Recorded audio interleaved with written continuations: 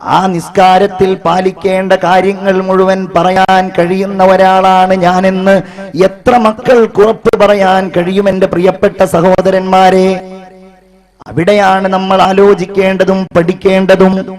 അവിടെയാണ് മാതാവും പിതാവും മക്കളുമായി പരസ്പരമുള്ള ബന്ധത്തിന്റെ ഒന്നാമത്തെയും രണ്ടാമത്തെയും അവസാനത്തേതുമായ ബന്ധത്തിന്റെ അടിസ്ഥാനമായി അള്ളാഹുവിന്റെ ദീനിന്റെ നിയമങ്ങളെയും വ്യവസ്ഥകളെയും കണക്കാക്കേണ്ടത്.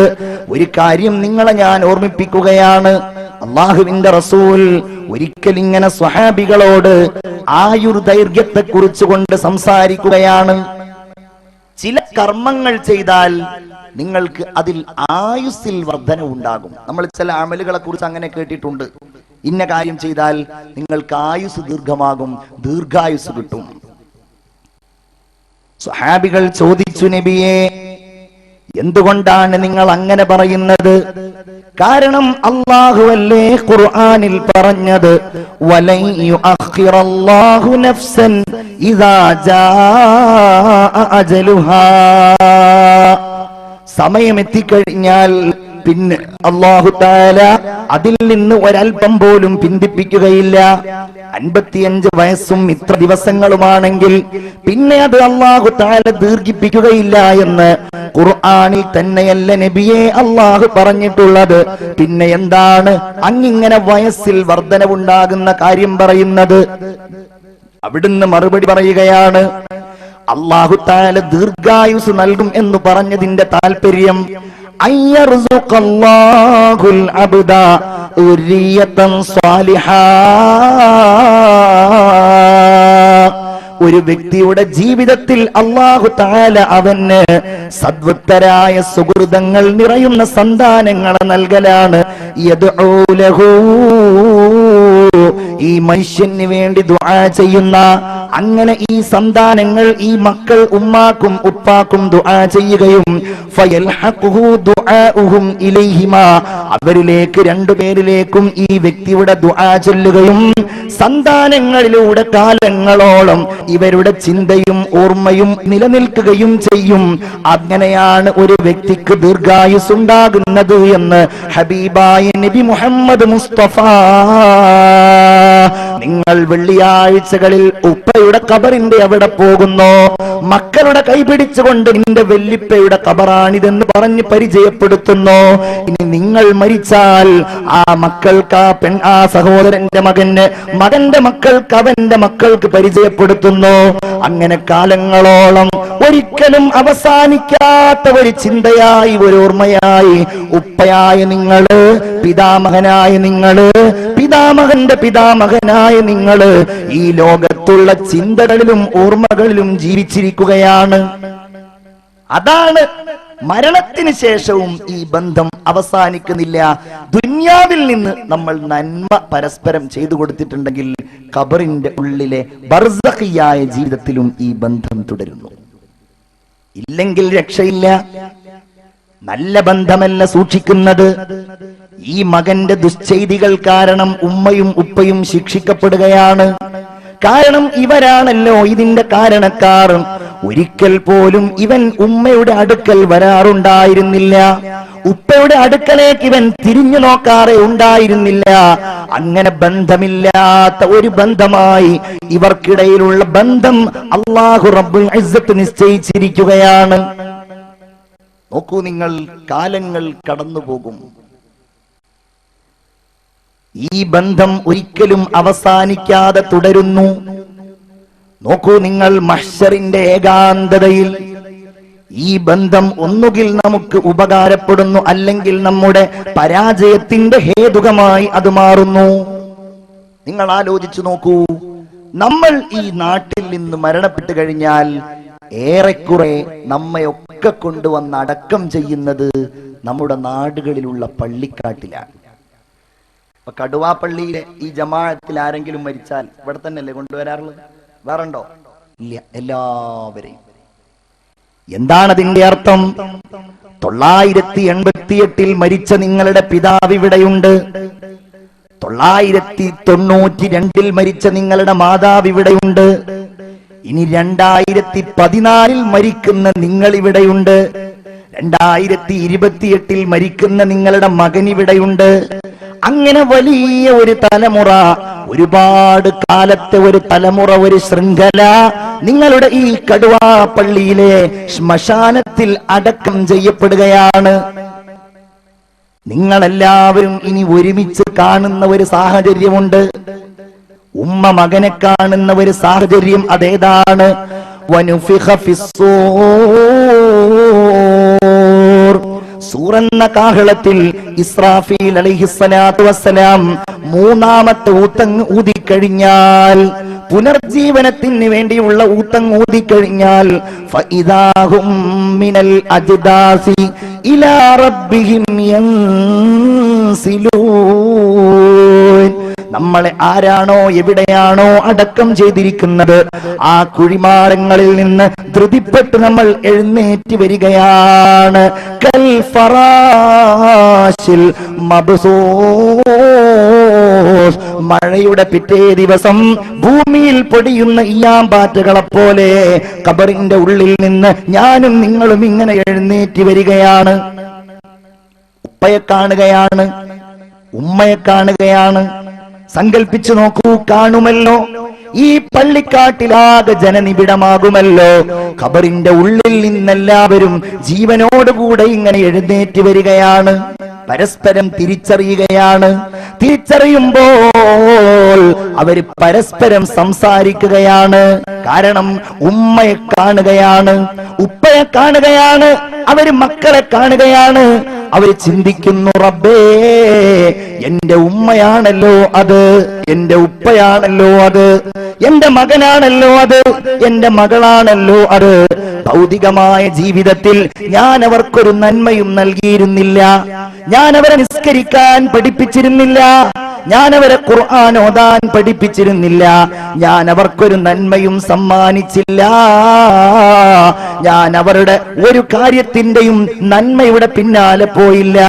ഞാൻ അവർ ഔറത്ത് മറക്കാതെ പുറത്തിറങ്ങുമ്പോൾ അതിനെ പ്രോത്സാഹിപ്പിച്ചയാളാണ്. ഞാൻ അവർ സിനിമക്ക് പോകുന്നുണ്ടെന്നറിഞ്ഞിട്ടും അത് കാണുന്നുണ്ടെന്നറിഞ്ഞിട്ടും അതിൽ നിന്ന് തടഞ്ഞു നിർത്താത്ത ഉപ്പയാണ്. അവര് പരസ്പരം കാണുമ്പോൾ അവരുടെ ചുണ്ടിൽ നിന്ന് വരുന്ന ശബ്ദം, യാ വൈലനാ മൻ ബഅസനാ മിൻ മർഖദിനാ, ഞങ്ങളുടെ നാശമേ, ഞങ്ങളുടെ കഷ്ടമേ, ഞങ്ങൾ എന്തൊരു സുഖനിദ്രയിലായിരുന്നു, ആരാണ് ആ ഉറക്കറയിൽ നിന്ന് ഞങ്ങളെ എഴുന്നേൽപ്പിച്ചത്? യൗമ യഫിറുൽ മർഉ മിൻ അഖീ, സഹോദരനിൽ നിന്ന് മറ്റേയാൾ ഓടിപ്പോവുകയാണ്. വ ഉമ്മിഹി വ അബീ, ഉമ്മയെ നോക്കാൻ കഴിയുന്നില്ല, ഉപ്പയെ നോക്കാൻ കഴിയുന്നില്ല. വൃദ്ധനായ ഉപ്പയുടെ ചികിത്സക്ക് വേണ്ടി ഇവൻ കൊടുത്ത പൈസയുടെ പേരിൽ സഹോദരനോട് തർക്കിച്ചവനായിരുന്നു ഇവൻ. രോഗിയായ മാതാവിനെ ഹോസ്പിറ്റലിൽ കൊണ്ടുപോകാൻ ആവശ്യപ്പെട്ടപ്പോ അത് അനുജൻ നോക്കട്ടെ എന്ന് പറഞ്ഞുകൊണ്ട് ധാർഷ്ട്യതയോടുകൂടെ ഉമ്മായുടെ ആ രോഗാവസ്ഥ പരിഗണിക്കാത്തവനായിരുന്നു ഇവൻ. അതുകൊണ്ട് ഇവൻ അവിടെ ഉമ്മയെ അഭിമുഖീകരിക്കാൻ കഴിയുന്നില്ല, ഓടുകയാണ്. വസ്വാഹിബതിഹി വബനീ, സുബ്ഹി നിസ്കാരത്തിന് വേണ്ടി എഴുന്നേൽക്കാൻ തന്റെ പ്രിയപ്പെട്ട ഭാര്യ തയ്യാറാകാതിരിക്കുമ്പോ, ഭർത്താവ് കൂടിപ്പുതച്ച് കിടന്നുറങ്ങുമ്പോ ഒരിക്കൽ പോലും എഴുന്നേൽക്കു, നിങ്ങൾ സുബ്ഹി നിസ്കരിക്കൂ എന്ന് പറഞ്ഞുകൊണ്ട് തട്ടി ഉണർത്താത്ത ഭാര്യയാണ് ഭർത്താവാണെങ്കിൽ അവർക്ക് പരസ്പരം കാണാൻ കഴിയുന്നില്ല, അവര് പരസ്പരം ഓടിപ്പോവുകയാണ്. ചെഞ്ചുണ്ടുകളിൽ മുത്തമർപ്പിച്ചുകൊണ്ട് പോറ്റി വളർത്തിയ പ്രിയപ്പെട്ട മകനുണ്ടല്ലോ, രാത്രി 12 മണി കഴിഞ്ഞ് സെക്കൻഡ് ഷോ കഴിഞ്ഞ് വീട്ടിലേക്ക് വരുമ്പോ എവിടെയായിരുന്നടാ ഇത്ര നേരമെന്ന് പോലും ചോദിക്കാൻ തയ്യാറാകാത്ത ഉപ്പയാണ്, ഉമ്മയാണ് മക്കളെ കാണുന്നത് എങ്കിൽ അവര് പരസ്പരം ഓടിയകലുകയാണ്.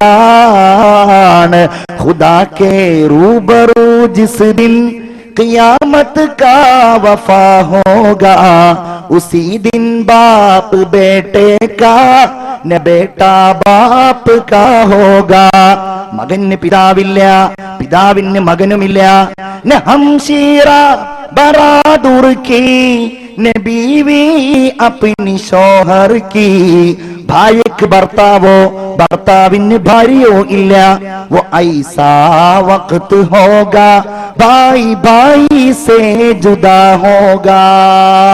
അവനവന്റെ കാര്യത്തിൽ എല്ലാവരും ബേജാറിലാണ്. എന്നാൽ നേരെ തിരിച്ച് നല്ല ഉമ്മയാണ്, നല്ല ഉപ്പയാണ്, മകനെ ഇൽമു പഠിപ്പിച്ചിട്ടുണ്ട്, ഈ മകൻ ഇവർക്ക് സേവനങ്ങളും ഖിദ്മത്തുകളും ചെയ്തു കൊടുത്തിട്ടുണ്ട്, കാരുണ്യത്തോടെ അവരോട് പെരുമാറിയിട്ടുണ്ട്. അങ്ങനെയുള്ളവർ പരസ്പരം കാണുമ്പോഴും അവർ നന്നായി സംസാരിക്കുമല്ലോ. അവര് പറയുന്നതാണ് ഹാദാ മാ വഅദർ റഹ്മാനു വസദഖൽ മുർസലൂൻ. ഇങ്ങനെ ഒന്ന് സംഭവിക്കുമെന്നല്ലേ നമ്മോട് പ്രവാചകന്മാർ പറഞ്ഞിരുന്നത്, നമ്മൾ വഅളുകളിൽ കേട്ടിരുന്നത്, നമ്മൾ ഖുർആനിൽ പഠിച്ചിരുന്നത്. അതിനെന്ത് വേണം? സന്താനങ്ങളും മാതാപിതാക്കളും ദീനിന്റെ പേരിൽ പരസ്പരമുള്ള ശക്തിപ്പെട്ട ബന്ധമുണ്ടാകണം. മഹ്ശറിലും ഇവർ പരസ്പരം ബന്ധപ്പെടുകയാണ്, ഒന്നുകിൽ നന്മയുടെ വഴിയിൽ അല്ലെങ്കിൽ ചീത്ത വഴിയിൽ. ഈ ദുനിയാവിൽ നിന്ന് നമുക്കൊരു സന്തോഷമുണ്ടാകുമ്പോൾ നിങ്ങൾ ഓർത്തു നോക്കൂ, നിങ്ങളത് ആരോടാണ് ആദ്യമായി പങ്കുവെക്കാറുള്ളത്? പരീക്ഷയുടെ റിസൾട്ട് വന്നു, നല്ല മാർക്കുണ്ട്, റാങ്ക് തന്നെ കിട്ടിയിരിക്കുന്നു. ആ സന്തോഷം ആരോടാണ് ആദ്യമായിട്ട് നമ്മൾ പങ്കുവെക്കുക? നിങ്ങൾക്ക് മറുപടി പറയാമല്ലോ. നിങ്ങളൊക്കെ ആരോടാ അത് ആദ്യം പറയാം? ഒരു സന്തോഷം ഉണ്ടായാൽ ആരോട്? കൂട്ടുകാരനോടോ? ഉമ്മാനോട് പറയും, അല്ലെങ്കിൽ വാപ്പാനോട് പറയും. നിങ്ങൾ അങ്ങനെ പറയും. പക്ഷേ കുറച്ചപ്പുറത്തിരിക്കുന്ന ആളുകൾ പറയും, ഞാൻ ആദ്യം വിളിച്ചു പറയാ എൻ്റെ പെണ്ണിനോടാണ് എന്ന് പറയും. ഭാര്യയോട് പറയും, മാതാവിനോട് പറയും, പിതാവിനോട് പറയും, ഭാര്യയോട് പറയും. ആരാണോ നമ്മുടെ പ്രിയപ്പെട്ടവർ അവരോട് മുഴുവൻ നമ്മൾ ആ സന്തോഷം പങ്കുവെക്കും. പരലോകത്തും ഇതേ ഒരവസ്ഥ തന്നെയാണ്. പരലോകത്തെ ഏറ്റവും വലിയ സന്തോഷം ഏതാണ്? അവിടെ ഒരു അസന്നിഗ്ധമായ ഘട്ടമുണ്ടല്ലോ. ഏതാണത്? ഈ ഭൗതികമായ ലോകത്ത്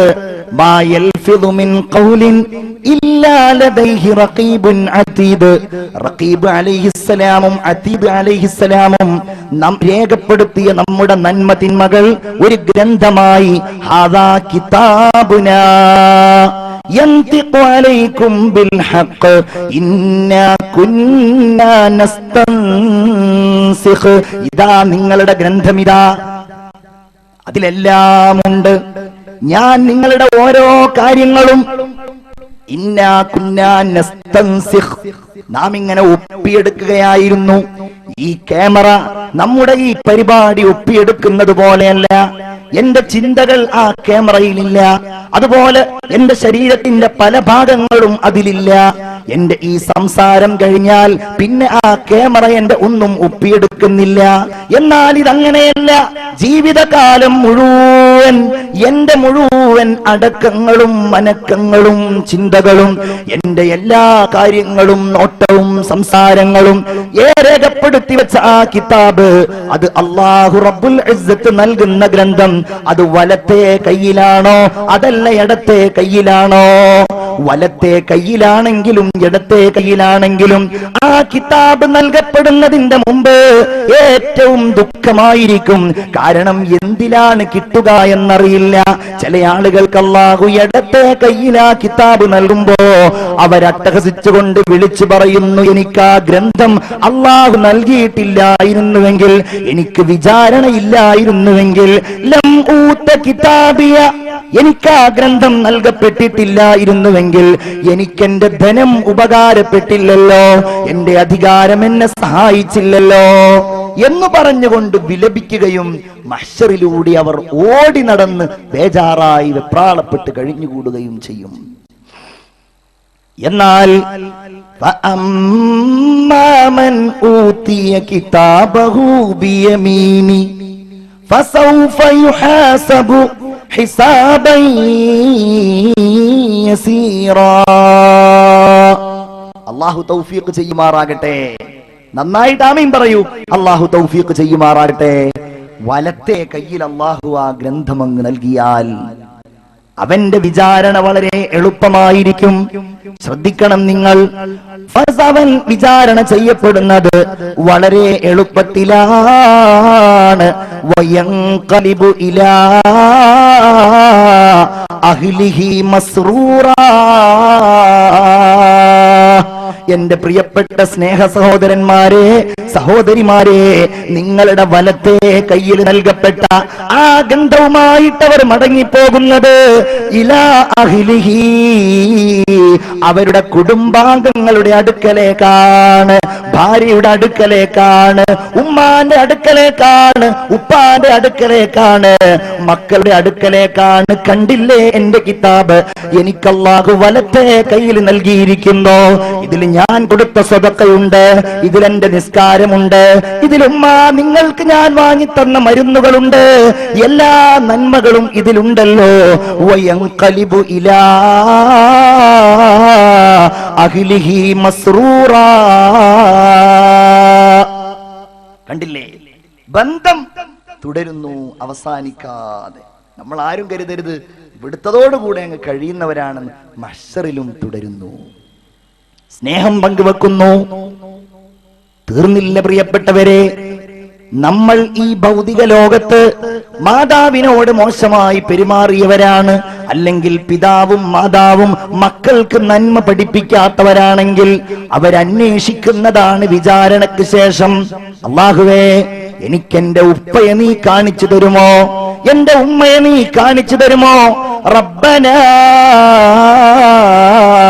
അരിനല്ലദൈനി അളല്ലാനാ മിനൽ ജിന്നി വൽ ഇൻസ്.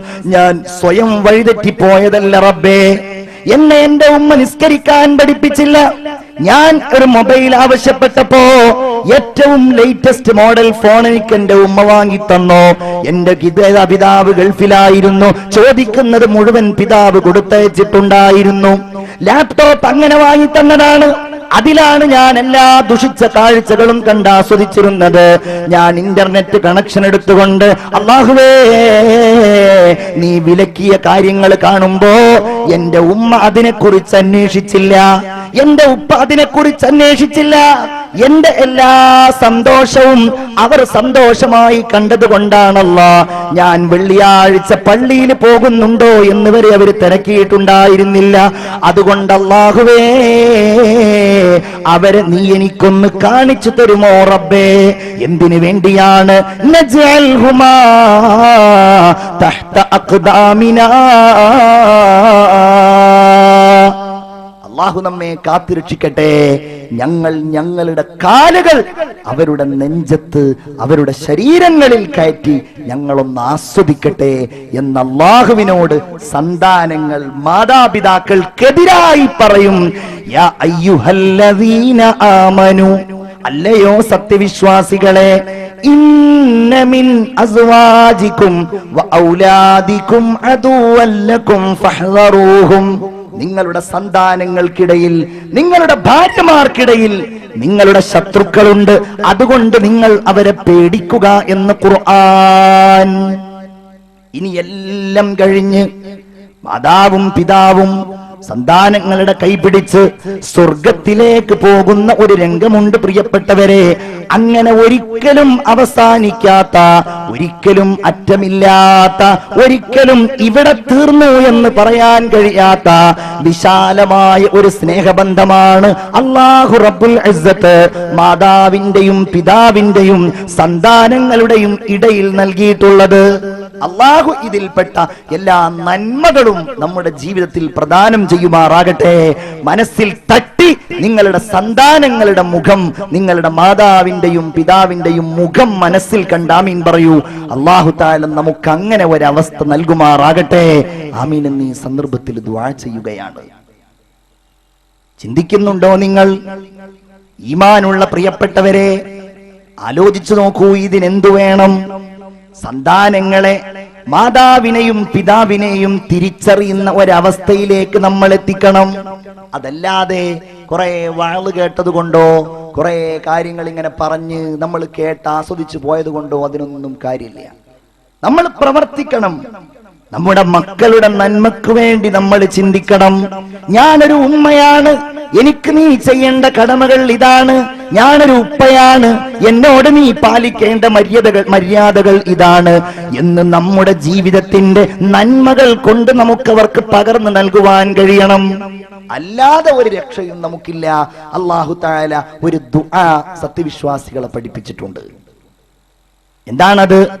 വല്ലദീന യഖൂലൂന റബ്ബനാ ഹബ് ലനാ മിൻ അസ്വാജിനാ വദുർരിയാതിനാ ഖുറത അഅ്യുനിൻ വജ്അൽനാ ലിൽമുത്തഖീന ഇമാമാ. സാധാരണ എല്ലാ ഉസ്താദുമാരും ചെയ്യുന്ന ഒരു ദുആയാണത്. നമുക്ക് വേണ്ടി നമ്മുടെ ഉമ്മയും ബാപ്പയും ഒക്കെ അങ്ങനെ ദുആ ചെയ്തിട്ടുണ്ടാകണം. അതാണ് നമ്മുടെ നന്മ എന്ന് പറയുന്നത്. എന്താണ് അതിന്റെ അർത്ഥം? റബ്ബന, അല്ലാഹുവേ, ഹബ് ലനാ, നിന്റെ ഔദാര്യമായി നീ ഞങ്ങൾക്ക് നൽകണമേ. നിന്റെ ഇഷ്ടം കൊണ്ട്, നിന്റെ താല്പര്യം കൊണ്ട്, നമ്മുടെ ആരുടെയും തീരുമാനമല്ല. വയഹബു ലിമൻ യശാഉ ഇനാസ വയഹബു ലിമൻ യശാഉ ദുകൂർ. ചില ആളുകൾക്ക് അല്ലാഹു തആല പെൺകുട്ടികളെ മക്കളായി നൽകുന്നു, ചില ആളുകൾക്ക് അല്ലാഹു തആല ആൺകുട്ടികളെ സന്താനങ്ങളായി നൽകുന്നു. ഔ യുസവ്വിജുഹും ദുക്റാനം വ ഇനാസ, അതല്ലെങ്കിൽ ആൺകുട്ടികളെയും പെൺകുട്ടികളെയും ഇടകലർത്തി അല്ലാഹു തആല നൽകുന്നു. അല്ലാഹുവേ, എങ്ങനെ നീ നൽകുകയാണെങ്കിലും ഹബുലനാ മിൻ അസ്വാജിനാ വ ദുർരിയാതിനാ, ഞങ്ങളുടെ മക്കളിൽ നിന്ന്, ഞങ്ങളുടെ ഭാര്യമാരിൽ നിന്ന് ഞങ്ങൾക്ക് നീ നൽകണമേ. ഖുർറത അഅ്യുനിൻ, ഞങ്ങളുടെ കൺകുളിർമയാകുന്ന അവസ്ഥ നീ നൽകണമേ. എന്താ പറഞ്ഞത്? അവരെ കുറിച്ചോർത്താൽ ഞങ്ങൾക്ക് സന്തോഷമാണ്, അവരെ കുറിച്ചോർത്താൽ ഞങ്ങൾക്ക് സമാധാനമാണ്, അവരെ കാണുമ്പോൾ ഞങ്ങൾക്കൊരു പ്രതീക്ഷയാണ്. അല്ലാഹുവേ, എന്റെ മകനുണ്ടല്ലോ, എനിക്ക് വേണ്ടി ദുആ ചെയ്യാനും എന്റെ ഈ ലോകത്തെ നന്മകൾ നിലനിർത്തുവാനും എനിക്കെന്റെ സന്താനങ്ങളുണ്ടല്ലോ. വജഅൽനാ ലിൽമുത്തഖീന ഇമാമാ, അല്ലാഹുവേ, നിന്നെ സൂക്ഷിക്കുന്നവരുടെ മുന്നിൽ ഞങ്ങളെ നീ നിർത്തേണമേ. ഞാനിങ്ങനെ മുന്നിൽ നിൽക്കുകയാണ് കുടുംബനാഥനായിട്ട്. ഓരോരുത്തരും അവനവനെ സങ്കല്പിക്കുക. അള്ളാഹിനോട് ചോദിക്കുന്നത് എന്താ? വജ്അൽനാ, അല്ലാഹുവേ, ഈ ദുആ ചെയ്യുന്ന എന്നെ നീ ആക്കേണമേ. ലിൽമുത്തഖീന, എന്റെ പിന്നിൽ നിൽക്കുന്നവരെ മുത്തഖീങ്ങളാക്കേണമേ റബ്ബേ. എന്ന് പറഞ്ഞാൽ ഞാൻ കുടുംബനാഥനായി മുന്നിൽ നിൽക്കുമ്പോ എന്റെ പിന്നിൽ നിൽക്കുന്ന എന്റെ ഭാര്യയുണ്ടല്ലോ, എന്റെ പിന്നിൽ നിൽക്കുന്ന എന്റെ മക്കളുണ്ടല്ലോ, അവരൊക്കെ നിന്നെ സൂക്ഷിക്കുന്നവരാക്കേണമേ റബ്ബേ. നല്ല ഒരു കുടുംബത്തിന്റെ കഥ പറയുന്നുണ്ട് പരിശുദ്ധ ഖുർആൻ. ലോകപ്രസിദ്ധമായ കുടുംബം, നല്ല ഉമ്മ, നല്ല വാപ്പ, നല്ല മക്കള്. ആരാണത്? ആലു ഇബ്രാഹിം അലൈഹിസ്സലാം. മുഹമ്മദ് നബി കഴിഞ്ഞാൽ പിന്നെ നമ്മൾ ഏറ്റവും ശക്തമായി സിന്ദാബാദ് വിളിക്കേണ്ട നബി ഖലീലുല്ലാഹി ഇബ്രാഹിം അല്ലേ? ഉറക്കെ തന്നെ പറയണം. നമ്മൾ ആരും പറയണ്ടെന്ന് തീരുമാനിച്ചാലും പേര് പറഞ്ഞ് ആവർത്തിച്ച് ആ സ്നേഹം പുതുക്കേണ്ടവരാണ് നമ്മൾ, അല്ലേ? അല്ലാഹുമ്മ സ്വല്ലി അലാ സയ്യിദിനാ മുഹമ്മദിൻ വഅലാ ആലി സയ്യിദിനാ മുഹമ്മദിൻ കമാ സ്വല്ലൈത അലാ ഇബ്രാഹീമ വഅലാ ആലി ഇബ്രാഹീം. കണ്ടില്ലേ ഇബ്രാഹിം നബിയുടെ കുടുംബം? എന്താണ് ആ കുടുംബത്തിന്റെ പ്രത്യേകത?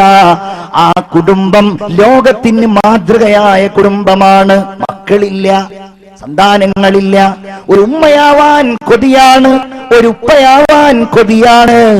അല്ലാഹുവിനോട് ദുആ ചെയ്യുന്നത് റബ്ബി ഹബ്ലി മിനസ് സ്വാലിഹീൻ.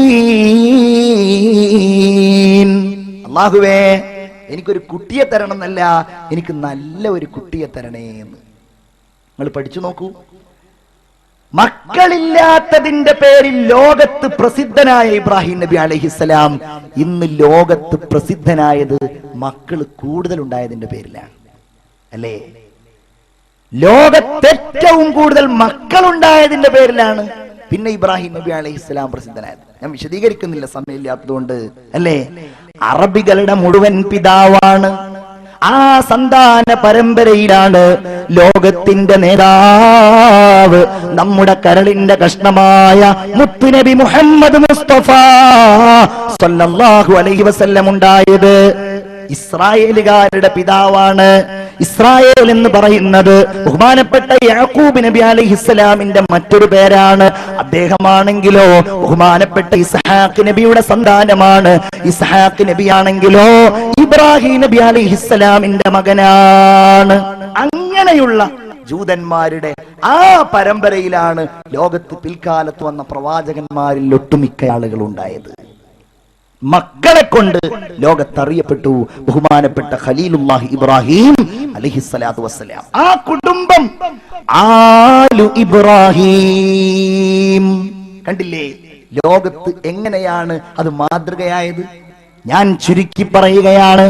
നിങ്ങൾക്കറിയാമല്ലോ, ഒറ്റക്ക് തന്റെ പ്രിയപ്പെട്ട ഭാര്യയെയും പറക്കമുറ്റാത്ത കുഞ്ഞിനെയും കഅബയുടെ പരിസരത്ത് ഉപേക്ഷിച്ചു പോവുകയാണ്. ഭാര്യ വിളിച്ചു ചോദിക്കുന്നുണ്ട്, എങ്ങട്ടാ പോകുന്നത്? മിണ്ടാൻ കഴിയുന്നില്ല, സംസാരിക്കാൻ കഴിയുന്നില്ല. ഒട്ടകത്തെ നേരെ തിരിക്കുകയാണ്. ഹൃദയം ഇടറുകയാണ്, മനം പൊട്ടുകയാണ്.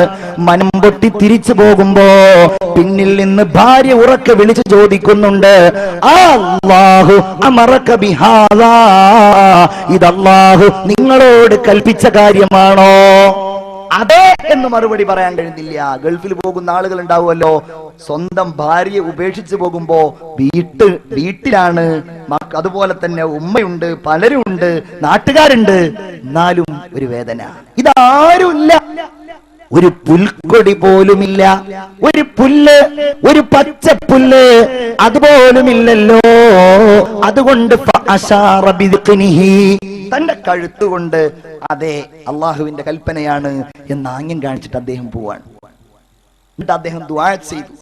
ഞാൻ ആ സംഭവത്തിലേക്ക് കടക്കുകയല്ല, അല്ലേ?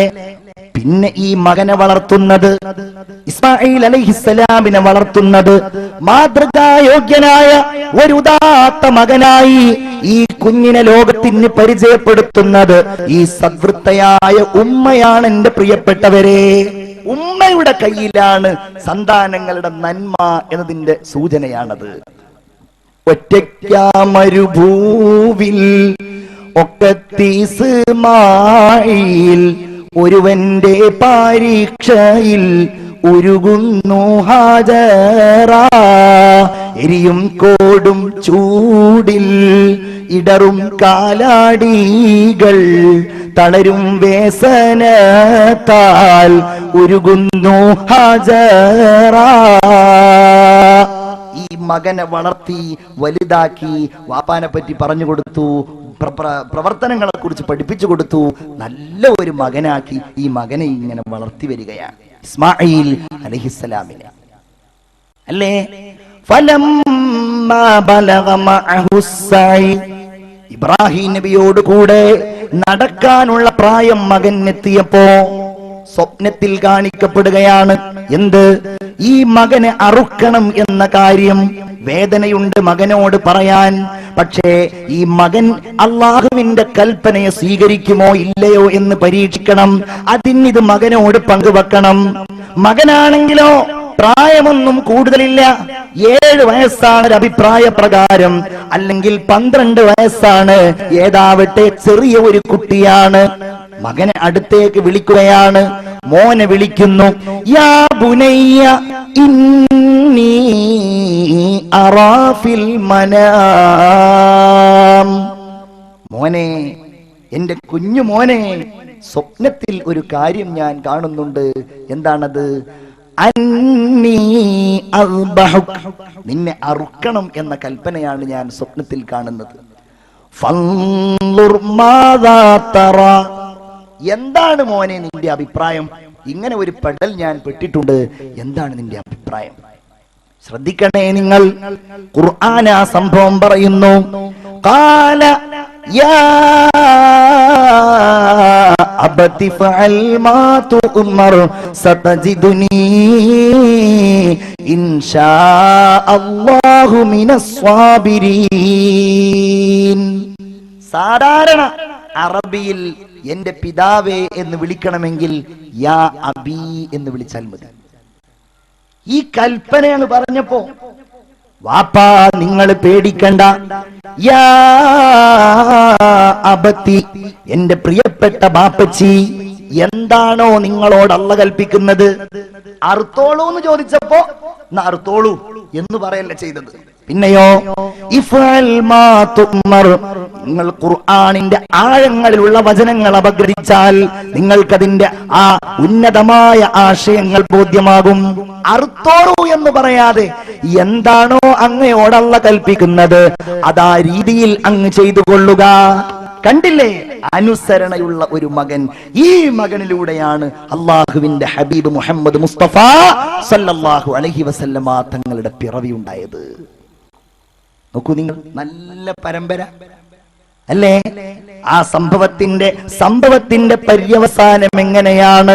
അങ്ങനെ കൊണ്ടുപോയി ഫലമ്മാ തല്ലഹൂലിൽ ജബീൻ, അറുക്കാൻ വേണ്ടി കിടത്തിയപ്പോ വനാദൈനാഹു അയ്യാ ഇബ്രാഹിം, നാം വിളിച്ചു അല്ലയോ ഇബ്രാഹിമേ, ഖദ് സദ്ദഖ്ത റുയാ, നിങ്ങൾക്ക് സ്വപ്നത്തിൽ ഞാൻ പറഞ്ഞ കൽപ്പന നിങ്ങൾ പാലിച്ചിരിക്കുന്നതാണ്, അതുകൊണ്ട് നിങ്ങൾ ആ പരീക്ഷണത്തിൽ വിജയിച്ചിരിക്കുന്നു. നല്ല ഒരു സന്താനം, അനുസരണയുള്ള സന്താനം. എന്തേ കാരണം? പിതാവ് നല്ലവരായിരുന്നു, മാതാവ് നല്ലവരായിരുന്നു. ഇനി നേരെ തിരിച്ച് മറ്റൊരു മകന്റെയും കഥ പറയുന്നുണ്ട്. ഞാൻ 2 വരികളിലായിട്ടത് പറയാം. ആ മകന്റെ പിതാവിന്റെ പേര് സയ്യിദുനാ ശൈഖുൽ അംബിയാ നൂഹ് അലൈഹിസ്സലാം എന്നതാണ്. എന്താ നിങ്ങൾ ആരും അലൈഹിസ്സലാം എന്ന് പറയാത്തത്? നൂഹ് നബിയോട് എന്തെങ്കിലും വല്ല ദേഷ്യമുണ്ടോ? സയ്യിദുനാ നൂഹ് അലൈഹിസ്സലാത്തു വസ്സലാം കഷ്ടപ്പാടിന്റെ ലോകത്ത് അദ്ദേഹത്തിന്റെ കഷ്ടതയുടെ ഏറ്റവും വലിയ പ്രയാസത്തിന്റെ ഒരു രൂപമായിരുന്നു അദ്ദേഹത്തിന്റെ ഭാര്യ. അങ്ങനെയായിപ്പോയി. റബ്ബല്ലാഹു മസലൻ ലില്ലദീന കഫറു ഇംറഅത നൂഹിൻ വഇംറഅത ലൂത്ത് കാനതാ തഹ്ത അബ്ദൈനി മിൻ ഇബാദിനാ സാലിഹീൻ. ലോകത്തുള്ള എല്ലാ ദുർമാർഗികൾക്കും അവിശ്വാസികൾക്കും മാതൃകയാണ് നൂഹ് നബി അലൈഹിസ്സലാമിന്റെ ഭാര്യ എന്ന് പറയുന്നു ഖുർആൻ. ഈ ഭാര്യയുടെ ഒരു മകനായിരുന്നു കൻആൻ എന്ന് പറയുന്ന മകൻ, അല്ലേ? വലിയ വെള്ളപ്പൊക്കം അല്ലാഹു തആല നൽകി. ആ വെള്ളപ്പൊക്കത്തിൽ നൂഹ് നബിയുടെ കപ്പൽ ഇങ്ങനെ സഞ്ചരിച്ചു കൊണ്ടിരിക്കുന്നു. നൂഹ് നബി കാണുന്നു തന്റെ മകനായ കൻആൻ ആ വെള്ളത്തിൽ ഇങ്ങനെ മുങ്ങിപ്പൊങ്ങിക്കൊണ്ടിരിക്കുകയാണ്. ആ പിതാവല്ലേ മനസ്സിന്റെ വാത്സല്യം ഉണർന്നു മകനെ വിളിച്ചു, യാ ബുനയ്യർകം മഅനാ, ഞങ്ങളോടുകൂടെ ഈ കപ്പലിലേക്ക് ഇങ്ങ് കയറിക്കൊള്ളുക. ആ മകൻ പറയുന്നു വേണ്ട. എന്തേ കാരണം? അനുസരിക്കാനും നല്ലത് ചെയ്യാനും പഠിപ്പിക്കാത്ത ഉമ്മ പഠിപ്പിച്ചതായിരുന്നു ഈ മകനെ. ആ മകൻ പറഞ്ഞു വേണ്ട. സആവി ഇലാ ജബലി യഅസിമുനി മിനൽ മാ, വാപ്പാന്റെ സഹായമൊന്നും എനിക്ക് വേണ്ട, ഞാൻ ഏതെങ്കിലും മലയുടെ മുകളിൽ പോയി രക്ഷപ്പെട്ടുകൊള്ളാം. സ്നേഹമുള്ളവരെ, അതുകൊണ്ട് ഞാൻ ആ ഭാഗം അവിടെ അവസാനിപ്പിക്കുകയാണ്. മക്കളിൽ നിന്ന് നമ്മൾ നന്മ പ്രതീക്ഷിക്കുന്നുവെങ്കിൽ, അവരിൽ നിന്ന് സ്നേഹവും കാരുണ്യവും നമ്മൾ കാത്തിരിക്കുന്നുവെങ്കിൽ, നമ്മൾ അവർക്ക് തിരിച്ചത് പഠിപ്പിക്കുകയും അവരെ ആ വഴിയിലേക്ക് കൊണ്ടുവരാൻ നമ്മൾ എല്ലാവരും ശ്രദ്ധിക്കുകയും വേണം. നമ്മുടെ ജീവിതകാലത്ത് മാതാവിന്റെയും പിതാവിന്റെയും സാന്നിധ്യം ഉണ്ടാവുക എന്നത് ഏറ്റവും വലിയ തൗഫീഖാണ്. അതില്ലാത്തവരെ കുറിച്ച് നമ്മൾ ആരെങ്കിലും ആലോചിച്ചിട്ടുണ്ടോ? അതില്ലാതിരിക്കുക എന്നുള്ളത് ജീവിതത്തിന്റെ ഏറ്റവും വലിയ ഒരു പരീക്ഷണമാണ്. ഒരു മനുഷ്യന്റെ ഏറ്റവും വലിയ പരീക്ഷണം. ചിന്തിക്കണം നിങ്ങൾ, ഉമ്മ അങ്ങില്ലാതാവുക, വാപ്പ അങ്ങില്ലാതാവുക, ഇവനാണെങ്കിലോ അല്ലെങ്കിൽ ഇവളാണെങ്കിലോ എട്ടും പൊട്ടും തിരിയാത്ത സന്താനമായിട്ട് വളരുകയും ചെയ്യുക. ചിന്തിക്കാറുണ്ടോ നിങ്ങൾ? നിങ്ങൾക്കത് ബോധ്യപ്പെടണമെങ്കിൽ നിങ്ങൾ നിങ്ങളെ കുറിച്ചൊന്ന് ആലോചിച്ചാൽ മതി. ഇന്ന് നിങ്ങളുടെ 12 വയസ്സായ മകൻ, 14 വയസ്സായ മകൾ, ഇവരിങ്ങനെ വളർന്നു വരുമ്പോ പെട്ടെന്ന് നിങ്ങളങ്ങ് മരിച്ചു പോയാൽ ആ കുഞ്ഞുങ്ങളുടെ ഗതി എന്തായിരിക്കുമെന്ന് നിങ്ങൾ ചിന്തിച്ചിട്ടുണ്ടോ? ജീവിതത്തിന്റെ ഏറ്റവും വലിയ പരീക്ഷണമാണ്. നമുക്കാർക്കും അത് അനുഭവിക്കേണ്ടി വന്നിട്ടില്ല. ഇനി അഥവാ നമ്മുടെ ഉമ്മയും ഉപ്പയും മരിച്ചു പോയിട്ടുണ്ടെങ്കിലും അതൊക്കെ നമുക്ക് അത്യാവശ്യം പ്രായമേറിയതിനു ശേഷമായിരിക്കും അധികം ആളുകൾക്കും. ലോകത്തിന്റെ നേതാവുണ്ടല്ലോ, നമ്മുടെ കാരുണ്യത്തിന്റെ പ്രവാചകൻ മുത്തുനബി മുഹമ്മദ് മുസ്തഫ സല്ലല്ലാഹു അലൈഹി വസല്ലം ഈ പരീക്ഷണം നേരിട്ടയാളാ അല്ലേ? ഒന്ന് വാപ്പാന്ന് വിളിക്കാൻ വാപ്പില്ല, ജനിക്കുന്ന സമയത്ത് തന്നെ മരിച്ചുപോയിട്ടുണ്ട്. ഒരിക്കൽ മദീനയിൽ നിന്നിങ്ങനെ സ്വഹാബികളോടുകൂടെ തിരിച്ചു വരുമ്പോ ഖബർ എന്ന് തോന്നിക്കുന്ന ഒരു സ്ഥലത്തിരുന്നു കൊണ്ട് റസൂലുള്ള ദുആ ചെയ്യുന്നു. ഉമർ റളിയല്ലാഹു അൻഹു പറയുകയാണ്, നബി ഇങ്ങനെ ദുആ ചെയ്ത് അവിടുന്ന് വിതുമ്പി കരയാൻ തുടങ്ങി. ഫബക്കൈനാ, അത് കണ്ടപ്പോൾ ഞങ്ങളും കരഞ്ഞുപോയി. നബി ഞങ്ങളുടെ അടുക്കലേക്ക് തിരിഞ്ഞു ചോദിച്ചു, നിങ്ങൾ എന്തേ കരഞ്ഞത്? നബിയേ, എന്തിനാണ് കരഞ്ഞതെന്നതിന് കാരണമൊന്നുമില്ല. ബക്കൈത ഫബക്കൈനാ, നിങ്ങൾ കരയുന്നത് കണ്ടു, അത് കണ്ടിട്ട് ഞങ്ങളും കരഞ്ഞു. എന്തിനാണ് നബിയെ നിങ്ങൾ കരഞ്ഞത്?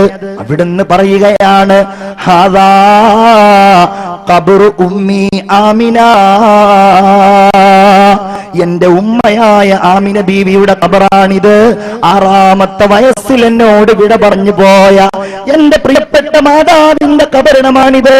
എനിക്കെന്റെ ചെറുപ്പത്തിൽ എന്റെ ഉമ്മ എന്നെ കൊണ്ടു നടന്നിരുന്നത്, എന്റെ കൈപിടിച്ചിങ്ങനെ ഈ മദീനയുടെ വഴിയിലൂടെ നടന്നു വന്നത് എന്റെ ഹൃദയത്തിൽ ഓർമ്മ വന്നുപോയി.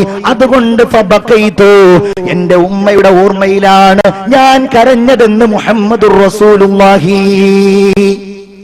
സ്വല്ലല്ലാഹു അലൈഹി വസല്ലം. നമ്മൾ അവർക്ക് വേണ്ടി ദുആ ചെയ്യണം, അവരുടെ ദീർഘായുസ്സിന് വേണ്ടി. അതുകൊണ്ടാണ് ചെറുപ്പത്തിൽ ഉമ്മയും ബാപ്പയും നഷ്ടപ്പെട്ട കുഞ്ഞുങ്ങളുടെ തലയിൽ നിങ്ങൾ തലോടണമെന്ന് മുഹമ്മദ് മുസ്തഫ സല്ലല്ലാഹു അലൈഹി വസല്ലം പഠിപ്പിച്ചൊന്ന് ആവേശത്തോടെ ചൊല്ലൂ. നിങ്ങൾ ഒരു യതീമായ മനുഷ്യനെ, പിതാവില്ലാത്ത ഒരു കുട്ടിയെ നിങ്ങൾ തലോടുകയാണെങ്കിൽ അവന്റെ തലയിലെ രോമങ്ങൾക്കനുസരിച്ച് നിങ്ങൾക്ക് അല്ലാഹു പാപമോചനം നൽകുമെന്ന് അഷ്റഫുൽ ഖൽഖ് മുഹമ്മദ് മുസ്തഫ. ഉറക്ക സ്വലാത്ത് ചൊല്ലൂ. ഇതുപോലെ ലോകത്തിലുള്ള പട്ടിണിപ്പാവങ്ങളോട്, പിഞ്ചു മക്കളോട് കാരുണ്യം കാണിക്കാൻ പഠിപ്പിച്ച ലോക നേതാവുണ്ടോ? നിങ്ങളൊരു അനാഥനെ സംരക്ഷിക്കുകയാണെങ്കിൽ അവനും ഞാനും സ്വർഗത്തിൽ ഇങ്ങനെയാണ് വരിക എന്ന് അഷ്റഫുൽ ഖൽഖ് മുഹമ്മദ് മുസ്തഫ സല്ലല്ലാഹു അലൈഹി വസല്ലം 2 വിരലും ചൂണ്ടിയിട്ട്. എന്തെങ്ങനെ പറയാൻ കാരണം?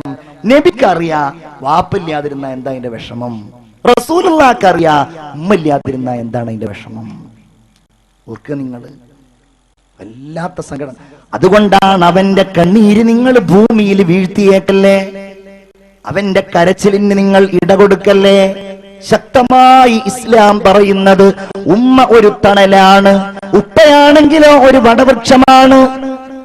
എന്റെ അടുക്കൽ പഠിക്കുന്ന, ഞാൻ പഠിപ്പിക്കുന്ന ദാറുൽ ഹുദ ഇസ്ലാമിക് യൂണിവേഴ്സിറ്റിയുടെ തൃശൂർ ജില്ലയിലെ സ്ഥാപനമായ എന്റെ കോളേജിലെ നഹ്ജുർ റഷാദ് ഇസ്ലാമിക് കോളേജ് എന്ന കോളേജിലെ ഞാൻ പഠിപ്പിക്കുന്ന ഒരു കുട്ടിയുടെ വീട്ടിൽ നിന്ന് ഒരു ദിവസം 11 മണിക്ക് എനിക്കൊരു ഫോൺ വരികയാണ്.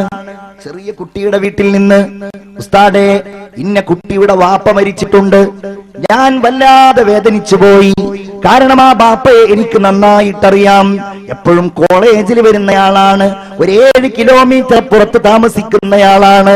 എന്നെ കണ്ടാൽ ഇടക്കിടക്ക് എവിടെയാണ് വാഴ, എന്താണ് പരിപാടി എന്നൊക്കെ അന്വേഷിക്കുന്നയാളാണ്. ആ കുട്ടിയുടെ ഉപ്പ മരിച്ചുവെന്ന് കേട്ടപ്പോ എന്റെ സങ്കടം അതല്ല, ഇതെങ്ങനെ ഇവനോട് പറയണം എന്നുള്ളതാണ്. എങ്ങനെ ഇവനോട് പറയണം? ഒരു ഇന്റർവെല്ലിന്റെ സമയമാണ്. ഞാൻ ഇങ്ങനെ വല്ലാത്ത ഒരു വേദനയോടെ കുട്ടികളെ ഇങ്ങനെ നോക്കുമ്പോ കുട്ടികളാ ഇന്റർവെല്ലിന് അങ്ങോട്ടും ഇങ്ങോട്ടും ഒക്കെ ഇങ്ങനെ ഓടിക്കളിച്ച് ചിരിച്ചു നടക്കുന്നുണ്ട്. ഞാൻ ഇവനെ കണ്ടു, കൂട്ടത്തിൽ ഇവനും കളിക്കുന്നുണ്ട്, ചിരിക്കുന്നുണ്ട്. ഞാൻ മെല്ലെ അവനെ വിളിച്ചിട്ട് പറഞ്ഞു, നമുക്ക് നിന്റെ വീട്ടിൽ വീട്ടിലേക്കൊന്ന് പോകണം, നീ ഡ്രസ്സൊക്കെ മാറ്റ്.